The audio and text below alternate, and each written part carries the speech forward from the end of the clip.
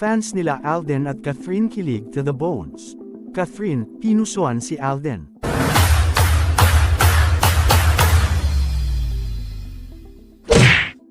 Marami na namang mga netizens, lalo na ang Catherine Bernardo at Alden Richards fanbase, ang kinilig matapos mapansin na pinusuan ni Catherine Bernardo ang isang Instagram post na cover ng Preview magazine may issue si Alden Richards.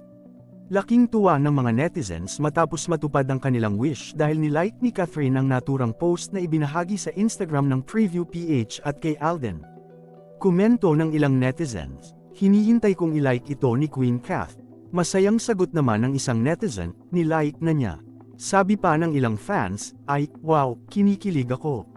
Wow, best of friends, relationship yan.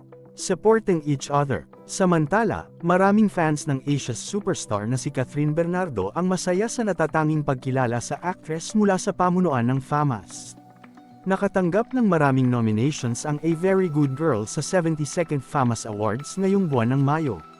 Kabilang sa mga nominasyon ay Best Picture A Very Good Girl, Best Actress Catherine Bernardo, Best Supporting Actress Dolly De Leon, Best Director Peterson Vargas, Best Cinematography Noel T. Henke, Best Editing Benjamin Gonzalez Tolentino, Best in Production Design Cheske Salang Sang, Best Musical Score Andrew Tolentino.